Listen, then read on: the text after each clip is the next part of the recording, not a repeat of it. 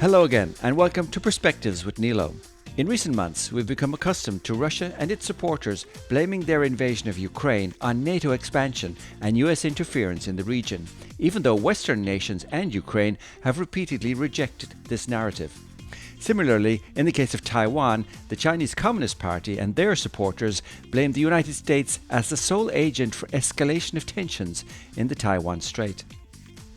In a recent article by Michael Swain of the Quincy Institute, published in the National Interest entitled The Worrisome Erosion of the One China Policy, he frames present tensions as arising over the US refusing to conform to its own One China policy and instead increasing symbolic and substantive support for Taiwan, thereby provoking China into taking greater escalatory actions. Swain's article was taken to task by Brian Hioe in New Bloom magazine in a response entitled Never Mind China's Drills, Quincy Institute article views America as sole agent of rising tensions. Brian is one of the founding editors of New Bloom magazine and a non-resident fellow at the University of Nottingham's Taiwan Studies program. His writing has been published in The Washington Post, The Nation and The Guardian, among many others, and his TV appearances have included Al Jazeera, the BBC World Service, Democracy Now! And CNN. We're very grateful that he's agreed to be our guest on this episode of Perspectives with Nilo. So Brian, thank you very much for doing this interview, and you're very welcome to Perspectives with Nilo. Yeah, thank you. Thanks for hooking me up for the interview.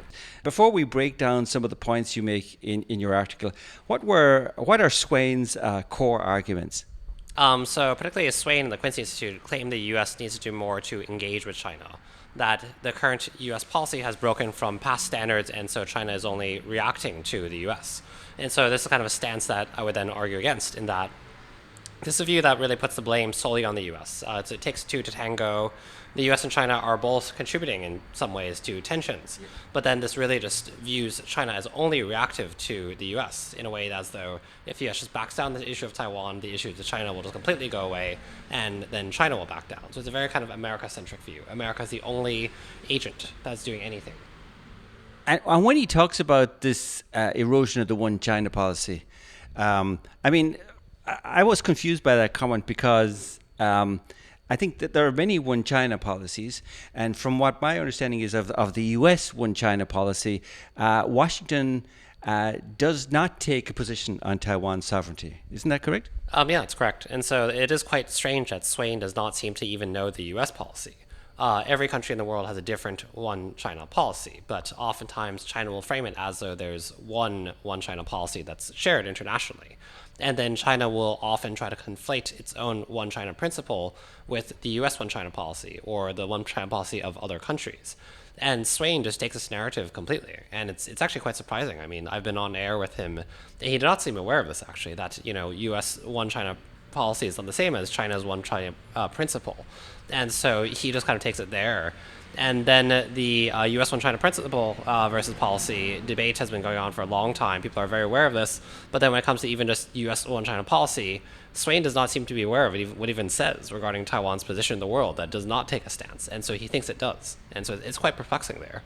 And you make some interesting points in the article about how when major powers come to agreements, it's because those agreements are mutually beneficial, and we can expect powers to erode these agreements sometimes as well, depending on current circumstances. Do you want to say a little more about that as well in the context of this situation? Yeah, absolutely. So it's a kind of a strange view there too, which I think, for example, he views the One China policy as though it were international law, as though, for example, if just the U.S. conforms to it, then everything is okay, and that China then is actually in the right by seeking to punish the U.S. over its violations of its own policy. And so that doesn't make a lot of sense. And so if the U.S. and China come to an agreement, too, that disregards Taiwan's voices, where Taiwanese people's views on their future, and this never comes up in this at all. This is an agreement by major powers. It's geopolitics, and countries are caught in between, are just at the mercy of these larger powers. And so that worldview I find to be problematic. But then, even then, I mean, these major powers are competing with each other. If they come to an agreement, it is for the mutual benefit of both. But then they will seek to contest each other within the framework of the agreement. And so this is precisely what we see with this tension between the U.S. and China, in which they're saying accusations back at each other. And China will then frame the U.S. as violating One China policy, as breaking the law, and its own actions as justified. And that's just geopolitics. You're looking for pretext to justify their actions using international law or what they claim to be internationally agreed upon conventions, but then it's not the case actually. And I think just it's a basic misunderstanding of world geopolitics in which it's not as though if one major superpower conforms to an agreement, then suddenly the other one will not contest it at all and everything will go back to peaceful times. And you mentioned the one China policy versus the one China principle there earlier, and I noticed that on China's side, they are, I think, taking more liberties or taking more opportunities to replace the one China policy with the one China principle more and more. And one instance of this was at the Munich Security Conference back in February.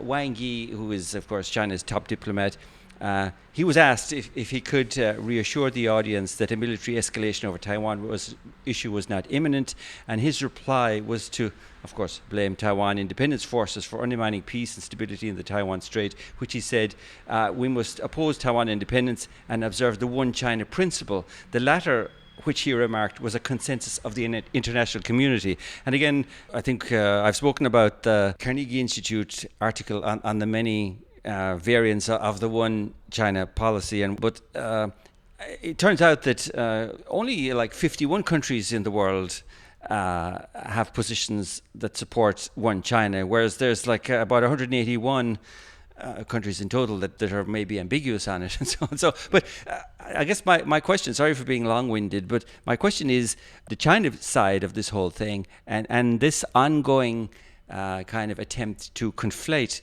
the one China policy and the one China principle.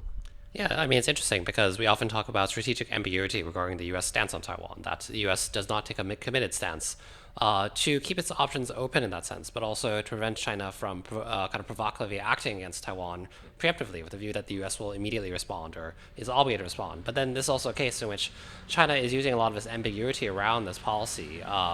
They're creating a kind of ambiguity regarding it in order to kind of push its own agenda. And so this is why then you have one China principle and policy being conflated, but then acting as though this were some kind of agreed upon international standard when that's not the case actually. And then many countries are uncommitted in their stance on Taiwan. And so it's actually quite successful though, because I think they even will manage to get someone like Biden to misspeak and conflate his own country's policy with that of China's. And so it is actually quite a successful stratagem there. And so it erodes the kind of international space Taiwan has, but it's been ongoing, so it doesn't surprise that you would see these comments. I suppose they're in it for the long game, and they have a pretty large propaganda organization that will reiterate and repeat this over and over, right?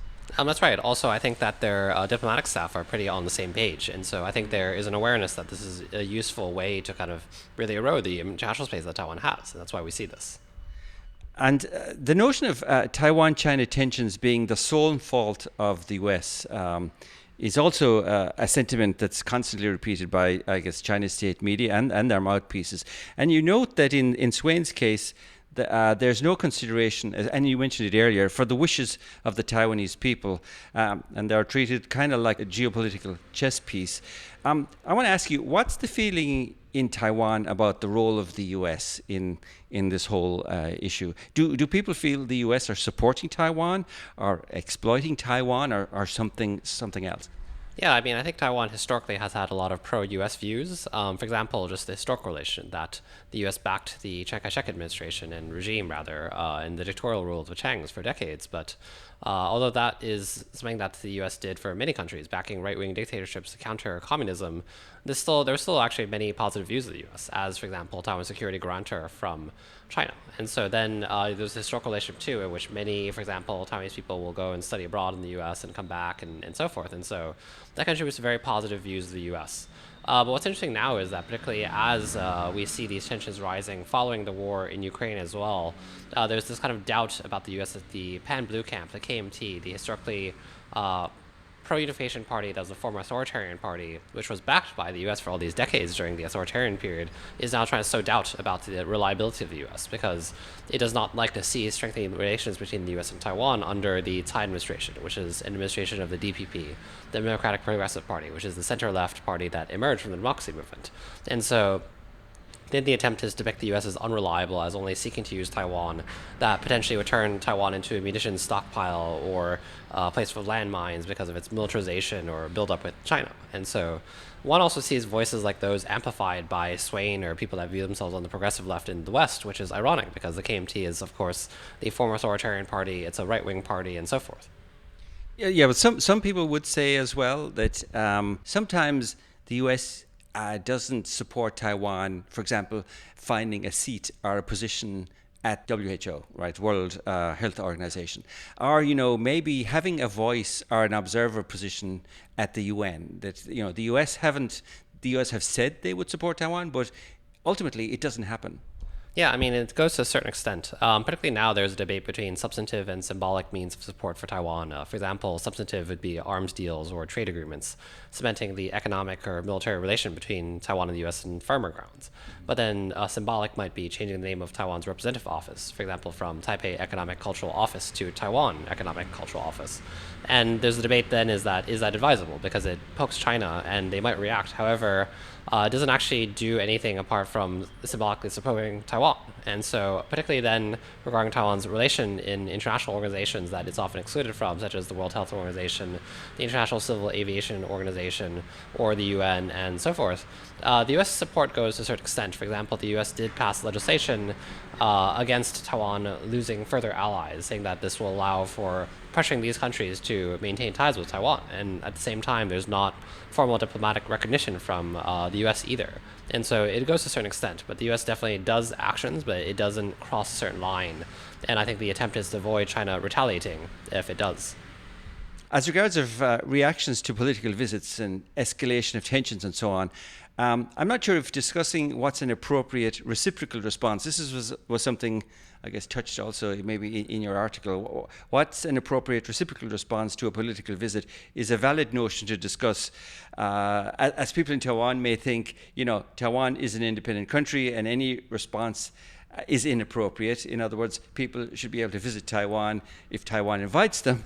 But you make the point in the article that China could try to build positive relations with Taiwan instead of running military drills, right? For example, in response to the Nancy Pelosi visit, they could have maybe tried to have their own visit with Taiwan or engage in further dialogue.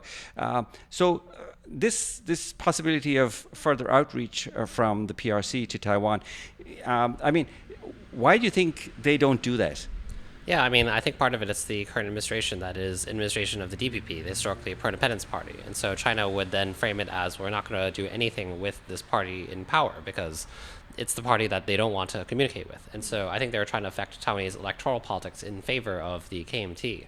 And so it's interesting then that China then responds with military drills, and the drills are often a rehearsal or aimed at giving troops practice for a blockade, for an invasion, those kind of scenarios. But then reciprocal responses, someone like Swain will argue then that this is a reciprocal response because the U.S. is at fault. But then one notes that the U.S., for example, did not respond with military drills directed at Taiwan when you do have Chinese officials visiting Taiwan under the Ma administration, the previous administration, which was a presidential administration of the KMT.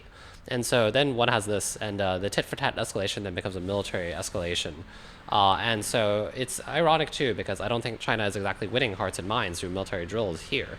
But if it actually focused more on soft power or economic outreach, it could potentially stand to gain more ground in Taiwan in that way. It's ironic. And so you think they are more sympathetic to building relations with the KMT rather than the DPP. In that regard, Ma Ying-jeou did recently visit China. But I'm not so sure that his visit was all that productive in gaining the hearts and minds of Taiwanese, based on the things he said and the engagements he had in China. Or how do you read that? Yeah, that's right. So, for example, he referred to Taiwanese as Chinese during his visit. He also did not mention the ROC or what his job title was as president because of his sensitivity as well. And so that was kind of scoffed at, particularly among the kind of more DPP-aligned people.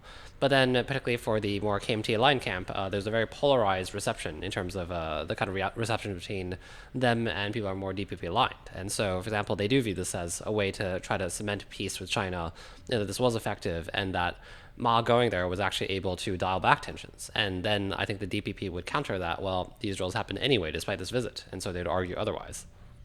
In terms of, though, visits and the reaction of the CCP to other countries visiting. I notice when EU country officials visit Taiwan, there's many visits. There's been many visits recently. Maybe not prime ministers, but certainly senior officials. These visits don't seem to provoke a military response from China. And similarly, we had the Guatemala president visit Taiwan recently, and while his visit was slammed by China, there were no military drills. In other words, it's only seemingly U.S. visits that caused China to get upset. Is that a correct observation? I think that's true, but it is quite interesting in that respect. For example, I do think the U.S. as the world hegemon in that sense often will set the kind of Overton window, what is possible politically. And so then having Speaker Pelosi visit, for example, and then afterwards this meeting between Simon McCarthy, that really throws open the window for other visits by other politicians of other countries. And so it does depend on what rank. I mean, I think that if one has, let's say, a head of state visiting, then one will see a response from China. But it also depends on what country and so forth. How much military stake does it have in the region? And so actually in response, for example, with the EU visits and so forth, that's been on the increase. One has seen more visits by EU government officials. And one also does see military action. For example, sailing ships through the Taiwan Straits for EU countries that have military presences and navies and can project power into the Asia Pacific. But then China does not respond as much. So really, as you said, maybe it's because U.S. is seen as setting the lead, and therefore they're the one they really have to react to. One of the observations I think a lot of commentators talk about recently is that all these kind of alliances between either Russia and China or other Iran and China and so on. It's not so much about what they have in common, but it's more about the fact that the U.S. is the common enemy.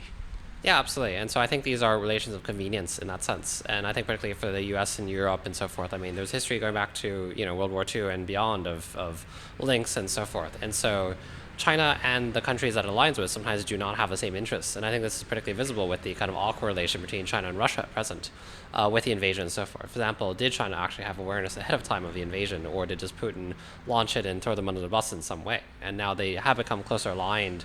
And I think China particularly wants to build parallel institutions to the U.S. to avoid reliance on U.S. institutions.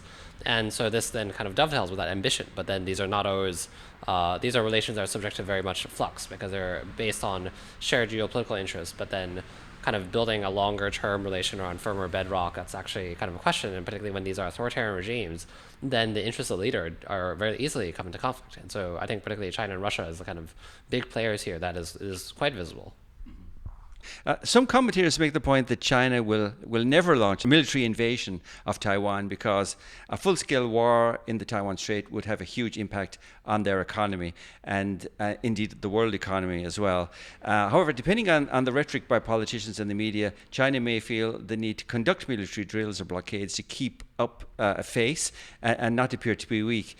And I think this is something you alluded to in a recent interview. And of course, there's a whole lot of dangers with them doing that.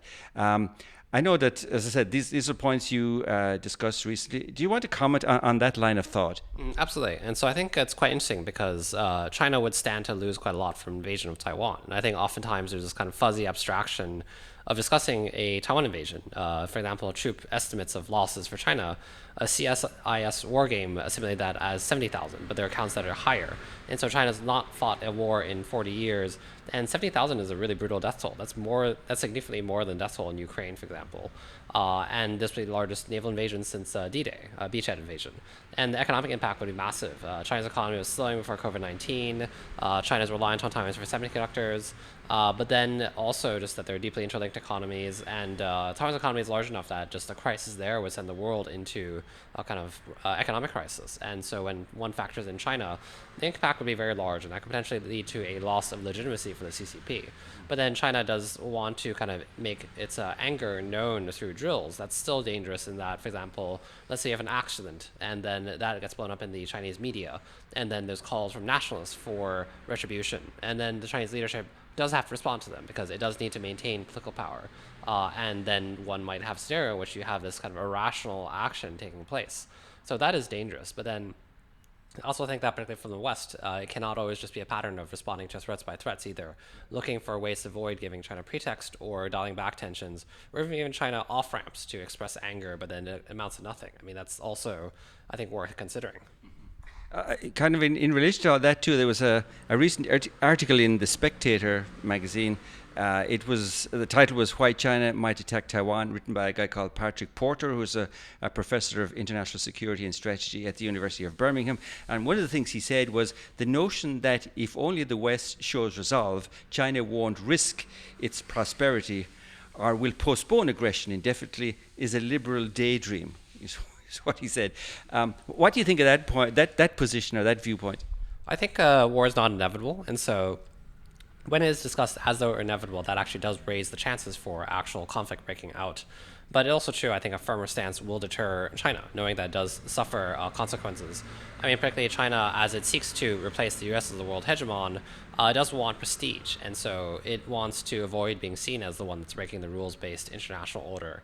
And so I think that actually a show of force is showing China what it would lose in terms of an invasion of Taiwan, as though it's not as though nobody would care and it would just be able to happen quietly. I think that's important, actually. And so I think it might not be the only thing that prevents a war from happening, but I think it does actually help in terms of staving off an actual shooting war breaking out. Okay.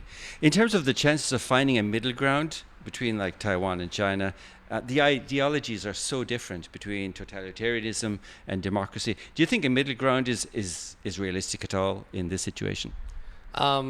In the long run, it's a good question. However, I do think that particularly Western powers are often quite fine with relations with authoritarian regimes as long as it benefits their political interests. And so, for example, backing Chiang Kai-shek, for example, from the US and so forth.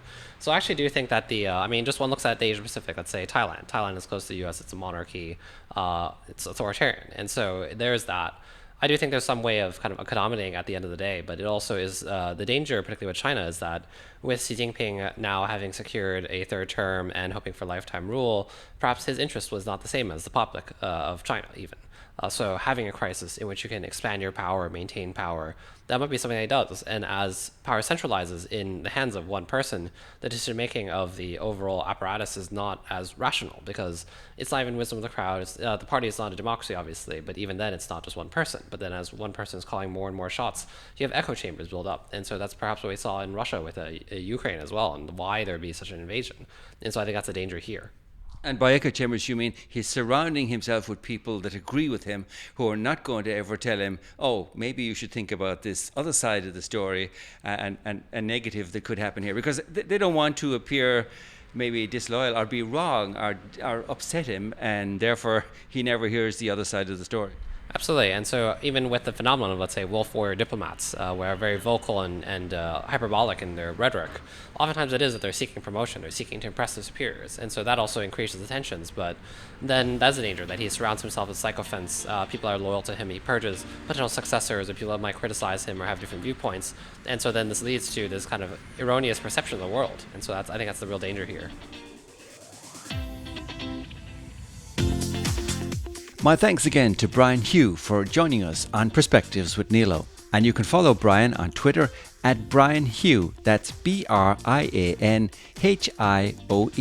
And also check out the article in question at newbluemag.net. We've linked all the details on our blog site, as well as some additional links and references if you wish to dive deeper into today's topic. You can find it all at pwnilo.com. Perspectives with Nilo is also available on most podcast outlets, including Apple Podcasts and SoundCloud, and you can follow us on Instagram and Twitter. Well, that's it for the moment. Until the next time, thank you for listening. Slán agus beannacht.